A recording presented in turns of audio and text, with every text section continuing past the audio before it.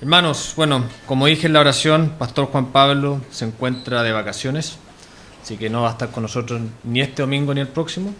Para el otro domingo tenemos un invitado que viene a predicar, pero hoy me toca a mí. Entonces vamos a hacerle una pausa a el estudio o la prédica en realidad que estamos teniendo con respecto a Josué y vamos a ir a Hechos. Vamos a Hechos 2. En esta iglesia hemos predicado sobre esto, sobre avivamiento, y algunos podrán pensar qué necesidad tenemos hoy día de un avivamiento, y la respuesta la vamos a ver en la prédica, porque la necesidad de avivamiento, de un avivamiento, es permanente, es constante, y debe ser siempre una necesidad que tenemos en nuestros corazones. Así que, hermanos, abran su Biblia en Hechos 2. Hechos 2, y vamos a leer los primeros 13 versículos. Este texto es bien conocido para aquellos que lo han leído alguna vez. Es la venida del Espíritu Santo en Pentecostés. Y para los niños que están con su tablita y su cuaderno, por decirlo, esa es la palabra clave, el Espíritu Santo. ¿Ya? Son dos en realidad, pero se entiende, ¿cierto? Entonces, la venida del Espíritu en Pentecostés dice así: al llegar el día de Pentecostés, estaban todos reunidos en un mismo lugar. Y de repente vino un estruendo del cielo, como si soplara un viento violento, y llenó toda la casa donde estaban sentados. Entonces aparecieron repartidos entre ellos lenguas como de fuego, y se asentaron sobre cada uno de ellos. Todos fueron llenos del Espíritu Santo, y comenzaban a hablar en distintas lenguas, como el Espíritu les daba que hablaran. En Jerusalén habitaban judíos, hombres piadosos de todas las naciones debajo del cielo. Cuando se produjo este estruendo, se juntó la multitud y estaban confundidos, porque cada uno les oía hablar en su propio idioma. Estaban atónitos y asombrados y decían: miren, ¿no son galileos todos estos que hablan? ¿Cómo pues oímos nosotros cada uno en nuestro idioma en que nacimos? Partos, medos, elamitas, habitantes de Mesopotamia, de Judea y de Capadocia, del Ponto y de Asia, de Frigia y de Panfilia, de Egipto y de las regiones de Libia más allá de Cirene, forasteros romanos, tanto judíos como prosélitos, cretenses y árabes, les oímos hablar en nuestros propios idiomas los grandes hechos de Dios. Todos estaban atónitos y perplejos y se decían unos a otros: ¿qué quiere decir esto? Pero otros, burlándose, decían: están llenos de vino nuevo. Entonces, habiendo leído el texto, el título para esta prédica es el poder para el avivamiento. ¿Ya? El poder para el avivamiento. Para comprender de mejor forma o con una mayor profundidad el libro de Hechos, el cual fue escrito probablemente, ¿cierto?, por Lucas, y a mediados del siglo I, es importante también entender la situación en la cual se estaban encontrando hoy los seguidores de Cristo inmediatamente después de su partida. Porque tienen que pensar que sin duda esto tiene que haber sido un momento de mucha extrañeza, momentos extraños, ratos difíciles, pero también de mucha tristeza, de mucha soledad, pero también, sobre todo, tal vez, falta de dirección. Su líder, que no era cualquier líder, el Mesías mismo, ya no estaba con ellos de forma presencial. Y aún así ellos sabían en el fondo de su corazón que tenían que cumplir con lo que se les había sido ordenado. Entonces, momentos de mucha incertidumbre y momentos de mucho temor. Hechos 1, que no lo leímos, nos muestra primeramente la promesa por venir sobre el Espíritu Santo mismo. Porque Jesús asciende a los cielos, se elige a Matías como nuevo apóstol, ¿cierto?, en reemplazo de Judas. Y es aquí, justamente de la llegada, del derramamiento mismo del Espíritu Santo, que hoy vamos a ver la importancia que tiene para poder tener como iglesia, qué poder necesitamos para justamente un gran avivamiento. Hechos 2 nos relata la historia del comienzo de la iglesia primitiva. Nos muestra en plenitud cómo este mensaje entregado por Cristo fue predicado por sus seguidores, pero fue predicado a través del Espíritu Santo. Cómo es Él que nos entrega el poder para llevar el Evangelio más allá de las naciones. También el texto nos va a dar una forma, como un énfasis especial, también de lo que fue el día de Pentecostés. Era un día importante, era un día especial, era un día distinto. Porque Pentecostés nace como una fiesta judía religiosa, donde se celebraba la entrega de los mandamientos, ¿cierto?, de Dios a Moisés en el monte Sinaí, por lo que era una celebración muy, muy importante dentro del pueblo judío, porque también se recordaba la liberación del mismo pueblo de Egipto.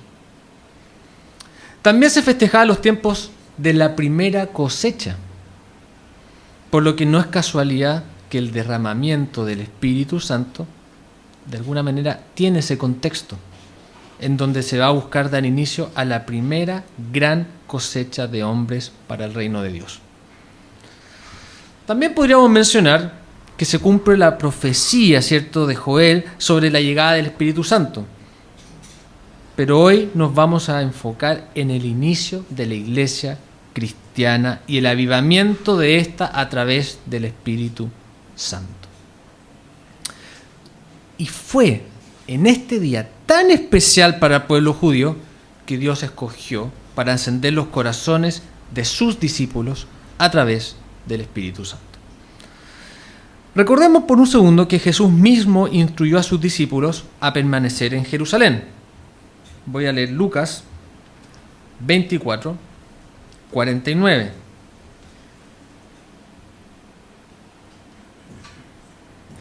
Jesús, antes de ascender al cielo, después que había resucitado, le dice a sus discípulos que ya estaban, me imagino, como pensando para dónde va esto, y les dice así: he aquí, yo enviaré el cumplimiento de la promesa de mi Padre sobre ustedes, pero quédense ustedes en la ciudad hasta que sean investidos del poder de lo alto.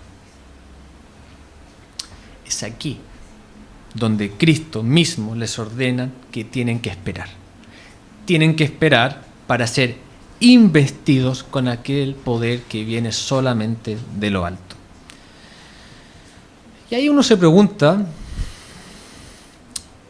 estos discípulos de Jesús, después de haber sido testigos de todos los milagros que Cristo realizó, de haber sido fieles creyentes del Hijo de Dios, ¿por qué ellos debían ahora esperar algo, ¿cierto?, esta investidura, para poder ir a predicar lo que ya habían vivido y experimentado ellos mismos?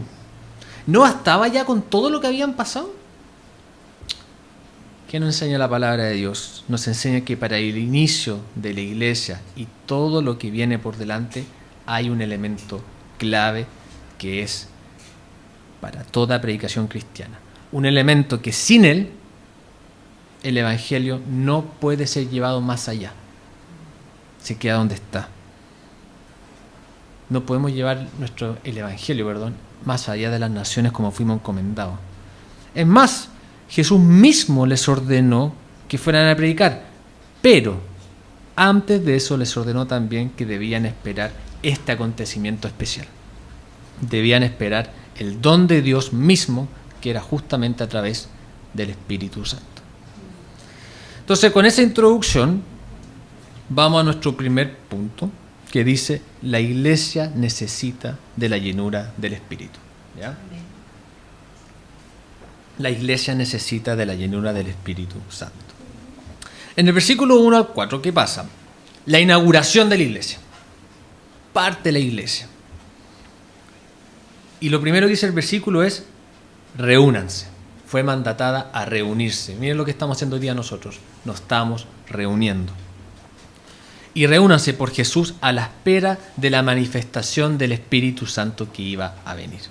En este contexto histórico, cuando vemos ahora que cierto es el comienzo de hablar en lenguas, fue bastante especial. Y se puede ver como una reversa, miren, de lo que ocurrió en Babel. En Babel todos hablaban el mismo idioma, ¿cierto?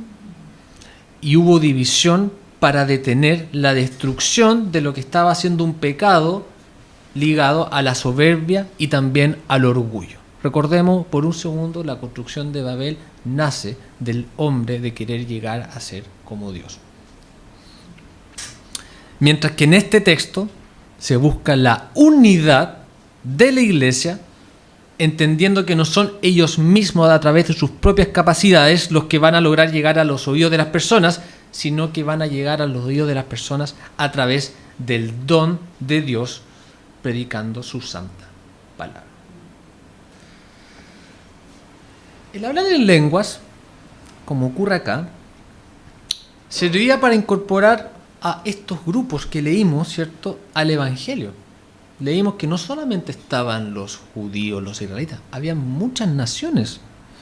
Es por ello que hace el Espíritu Santo, entrega este don durante los inicios de la iglesia, manifestando así, ¿qué cosa? El poder de Dios, pero ¿para qué? Para llegar a las demás personas, no para separar o alertar o asustar, no. El don de lengua aquí se entrega a las personas para llegar a los oídos de aquellas personas que estaban preparadas y dispuestas para escuchar la palabra de Dios. Porque hoy en día el don de lengua es debatible en su interpretación, puede ser debatible de lo que significa, puede ser debatible incluso de lo necesario que es, pero lo que no es debatible es que en aquella época fue necesario para llegar a los oídos de estas personas. Porque hoy día podríamos decir que hay otros medios para llegar a las personas, como es la palabra de Dios, por ejemplo. Pero sin duda, que estas personas fuesen capaces de hablar los idiomas de todas aquellas naciones y lenguas presentes, marcó un impacto inicial muy potente, muy contundente para aquellos que estaban dispuestos a escuchar y recibir la palabra de Dios. Y al ver cómo estas personas podían darse a entender en los idiomas de las personas. Aquí se generó ese primer impacto. Entonces, la iglesia, podríamos decir, la primera iglesia, dio su primer paso gracias a ¿qué? A que el Espíritu Santo llegó y se manifestó. Nosotros, entonces, como iglesia, no podemos pretender caminar y crecer en la palabra, en Cristo, sin la llenura del Espíritu Santo, como nos dice el versículo 4. Todos fueron llenos del Espíritu Santo y comenzaron a hablar en distintas lenguas, como el Espíritu les daba que hablaran. Fíjense que usa la palabra, todos fueron llenos del Espíritu Santo. Y no solo eso, sino que también fueron guiados por el Espíritu Santo. Nosotros tenemos el deber entonces como iglesia de anhelar y buscar constantemente este guiamiento. Debemos orar con perseverancia y un deseo profundo de que sea el Espíritu de Dios que nos guíe en nuestro ministerio y también en nuestro actuar. Fíjese el versículo 4. Todos fueron llenos, no solo los apóstoles, no solo los líderes, absolutamente toda la iglesia recibió poder y dirección. Nosotros como iglesia no deberíamos ser menos, deberíamos buscar lo mismo. Porque el Espíritu Santo no solo llena, guía. Por eso el crecimiento de la iglesia en Hechos no es producto del talento humano. No es producto del talento humano, sino es producto de la dependencia divina del ser humano. No podemos intentar nosotros hacer iglesia, y cuando digo hacer iglesia no es levantar paredes, hacer iglesia, lo que estamos buscando hacer, con una perfecta organización, con experiencia, con muchos recursos o con estrategias que el pastor puede tener o los presbíteros, los líderes. Hay que hacer iglesia, no intentar, hacer iglesia con el Espíritu Santo. Porque la actividad en la iglesia existe, pero no va a existir nunca el poder transformador si no estamos alineados con el Espíritu de Dios. Entonces, la pregunta que nosotros debemos hacernos es, ¿estamos esperando en oración la dirección del Espíritu Santo? ¿Estamos avanzando según nuestra propia capacidad o nuestro propio querer? Debemos constantemente, hermanos, anhelar la llenura de este, buscar su guía, pero también depender de Él en cada decisión que tomemos. En cada decisión que tomemos. ¿Ya? Entonces vimos el punto 1, la iglesia necesita la llenura del Espíritu. Y esto trae consigo una consecuencia, que es el punto 2. La consecuencia de una predicación eficaz. Y lo vamos a ver del versículo 5 al 11. Porque si bien es cierto, eran los judíos, ¿cierto?, los galileos, que hablaban en lenguas, este mensaje no se centra solo para ellos. Es por ello que se les entregó el don de lenguas justamente, sino que también era para que todo aquel que Dios había preparado para escuchar su palabra pudiera recibir palabra de Dios, del Espíritu Santo. La iglesia que nosotros anhelamos tener, hermanos, es una iglesia que no es cerrada y que menos va a prohibir la entrada de aquel que quiere escuchar a Cristo. Tenemos que ser todo lo contrario. Nosotros como iglesia tenemos el anhelo, pero tenemos que tener el deber incorporado en nuestro quehacer, en nuestro pensar, de ir en búsqueda de aquella oveja que está perdida en el mundo, y lo único que puede acercarla a Dios es la palabra de Dios. Porque el avivamiento es parte de un trabajo interno que hace el Espíritu Santo en uno primeramente, y que después, cuando hace ese trabajo interno de uno, se va a manifestar en la clara predicación de esta, en la clara enseñanza de la palabra de Dios.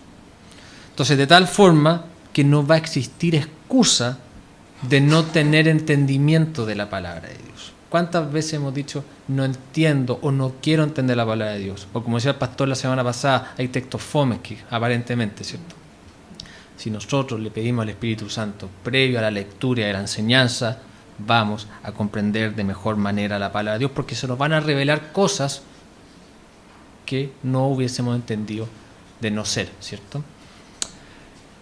Cuando no hay una predicación de la palabra, no puede existir un avivamiento real. Muchas veces vamos a sentir emociones que nos hagan sentir la necesidad de llevar la palabra de Dios más lejos. Yo creo que muchos hemos vivido esa sensación de emoción, ¿cierto? De querer llevar la palabra porque recibimos un lindo mensaje, tuvimos una palabra de ánimo, una linda alabanza, una oración profunda. Pero si no tenemos realmente al Espíritu Santo, va a ser muy difícil o imposible avivar a nuestra iglesia. Pero si no predicamos, hermanos, de manera eficaz, de forma bíblica, a eso me refiero con eficaz, de forma bíblica y expositiva, esa emoción va a ser efímera. Tan fácil como vino, tan fácil se va a ir. Y no va a ser constructiva en el largo plazo. Porque sí puede ser constructiva en lo inmediato, pero no va a ser constructiva en el largo plazo. Yo creo que tal vez muchos de acá hemos visto personas que están en búsqueda de emociones y sentimientos profundos que aparentemente les van a hacer tomar decisiones importantes en cuanto a su compromiso con Dios. Pero si esa decisión, hermanos, y esto es una advertencia, si esa decisión no va de la mano con un oír y un correcto estudio de la palabra, esta se va a acabar al primer problema o dificultad que aparezca. Y esto puede ser de manera individual, pero también colectiva como iglesia. Si nuestra iglesia no está preparada intelectualmente, pero con el Espíritu Santo, con la palabra de Dios, cuando vengan problemas, vamos a sufrir. Porque la predicación produce entendimiento. Porque el Espíritu no solo produjo impacto, porque lo produjo, evidentemente, pero el Espíritu Santo también produjo comprensión de la palabra de Dios. Porque las personas podían decir, les oímos hablar en nuestras lenguas las maravillas de Dios. Entonces, ¿qué estamos diciendo? Que el mensaje era inteligible, se entendió, podía ser recibido, era evaluado, hasta era creíble. Pero una predicación eficaz no es necesariamente ruidosa, es clara. El mover comienza dentro del corazón, eso es correcto, pero se afirma mediante el mensaje predicado con la comprensión de esta. Sin predicación fiel solo queda la emoción, sin predicación fiel solo hay entusiasmo y sin predicación fiel es efímero. Pero con una predicación fiel a la palabra de Dios, buscando la guía del Espíritu Santo, la predicación puede generar una transformación duradera y, por qué no, también eterna. Porque las emociones efectivamente son importantes y pueden abrir una puerta, pero solo la verdad sostiene la fe.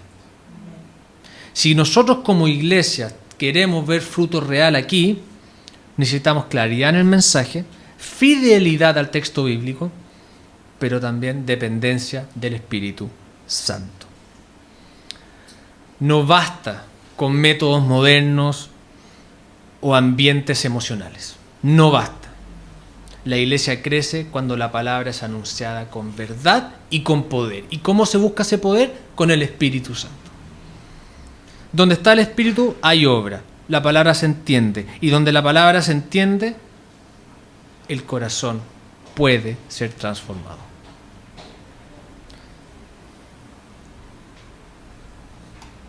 Entonces, tenemos nuestro primer punto, que la iglesia necesita de la llenura del Espíritu Santo. Y cuando tenemos la llenura del Espíritu Santo, la consecuencia de esto es una predicación eficaz. Y cuando esto ocurre, pasa al tercer punto, que lo vamos a ver en el texto, que dice que un avivamiento real es poderoso para los que reciben el don del Espíritu Santo. Miren lo que dice el versículo 12 y 13. Todos estaban atónitos y perplejos y se decían unos a otros: ¿qué quiere decir esto? Y el 13 dice: pero otros, burlándose, decían: están llenos de vino nuevo. Siempre hay dos tipos de personas. Siempre hay dos tipos de personas cuando se predica la palabra del Señor, que son aquellos que reciben la palabra de Dios, como lo vimos en el versículo 12, y en el versículo 13, aquellos que no la reciben. Y esto es una advertencia, que no todo aquel que llame a Cristo su Señor lo seguirá, incluso lo encontrará locura. Voy a leer rápidamente 1 Corintios 2:14.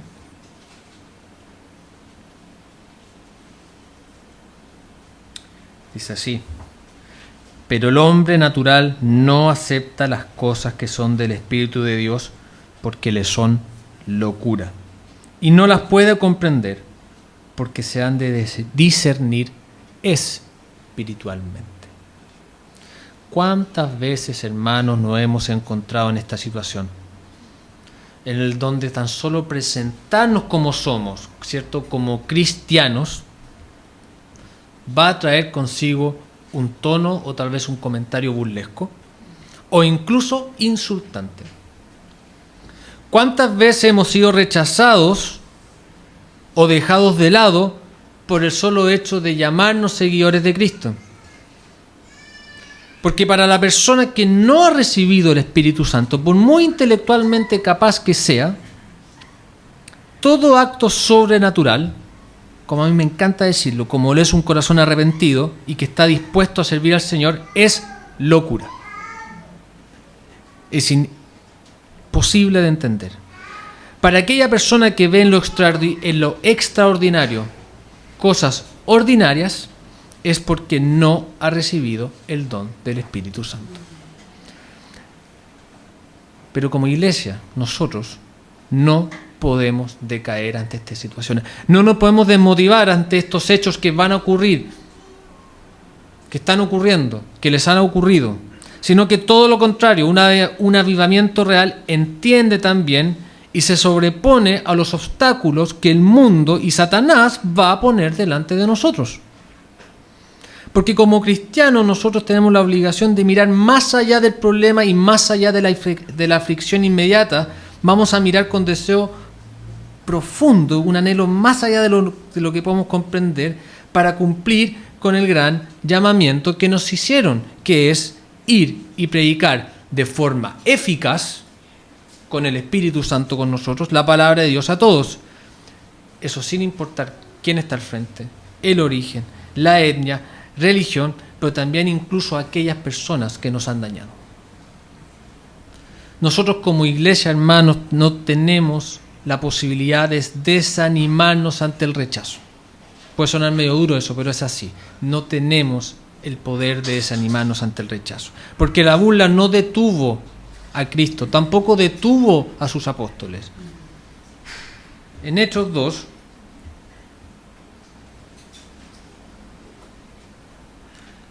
el versículo inmediatamente después, que no lo leí, del 14, dice así: entonces Pedro se puso de pie con los 11, levantó la voz y les declaró: hombres de Judea y todos los habitantes de Jerusalén, sea conocido esto a ustedes y presten atención a mis palabras. Pedro estaba dispuesto a predicar la palabra de Dios. La oposición no silenció a la iglesia. Al contrario, el Espíritu Santo impulsó una proclamación aún más clara de esta. Un avivamiento verdadero no desaparece ante la dificultad. Persevera en medio de la dificultad. Porque la iglesia va a ser sometida a dificultades. Y cuando estemos siendo sometidos ante estas dificultades, nosotros tenemos la obligación de ir en búsqueda del Espíritu Santo para que nuestro avivamiento sea real y no algo efímero que se basa en emociones o situaciones. Tenemos la obligación como iglesia también de mirar más allá del obstáculo que estamos viviendo. Como creyentes y seguidores de Cristo, no vivimos centrados en la reacción del mundo, sino que vivimos en la fidelidad del llamado. Porque sabemos que algunos van a rechazarnos o se van a burlar de nosotros. Sabemos que hay algunos que no van a querer escuchar. Pero también sabemos que Dios va a salvar a quienes Él ya ha preparado. Porque nuestra tarea es anunciar, sin importar el resultado que recibamos de la persona que está recibiendo el mensaje. Porque la misión permanece, si es una buena noticia, permanece más allá de nosotros, permanece a pesar de nosotros. Porque el mandato de Hechos en Pentecostés, 2000 años atrás, sigue siendo el mismo: ir y predicar a todos. Porque el Evangelio no discrimina. ¿Y saben por qué no discrimina? Porque la gracia de Dios tampoco discrimina. La gracia de Dios cae sobre todos. También, ¿saben qué? La burla confirma que el mensaje sigue confrontando. Y mientras confronte, va a seguir siendo necesario anunciarlo.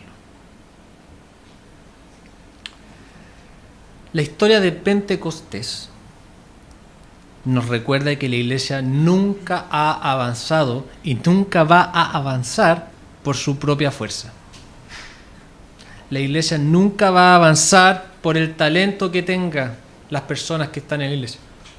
Tampoco va a avanzar por la gran estrategia del estratega que puede ser el liderazgo dentro de la iglesia. La iglesia va a avanzar por la obra poderosa del Espíritu Santo. Él es quien llena, pero también es Él quien envía. Es el Espíritu Santo quien da claridad al mensaje. Y también es el Espíritu Santo quien prepara los corazones de quienes van a recibir el mensaje. Sí, algunos van a creer, pero también habrán otros que se van a burlar. Van a haber algunos que se van a acercar, como van a haber algunos que te van a rechazar. Pero ninguna de esas cosas o situaciones pueden cambiar nuestro llamado. Nosotros no predicamos porque todos van a escuchar. Nosotros predicamos porque Dios salva por medio de la proclamación fiel de su palabra. Nosotros frente a la burla no vamos a retroceder.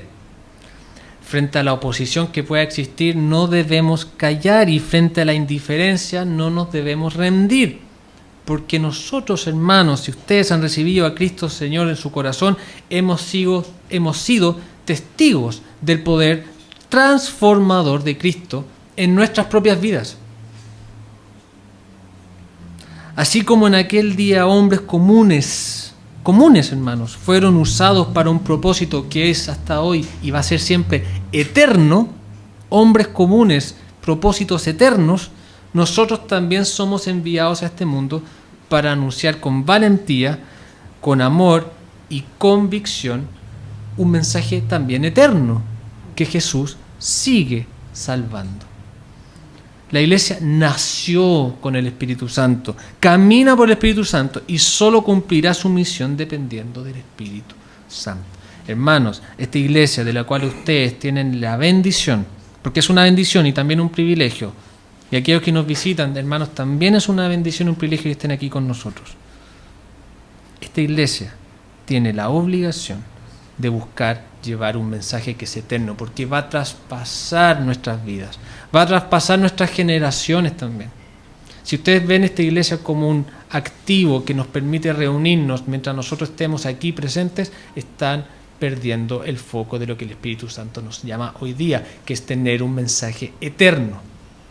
Cuando ustedes buscan plantar una iglesia, cuando ustedes busquen predicar la palabra, piensen el impacto que eso puede tener en la eternidad, no solo aquí. Esta iglesia está gracias que hace 2000 años en Galilea los apóstoles decidieron salir a predicar la palabra.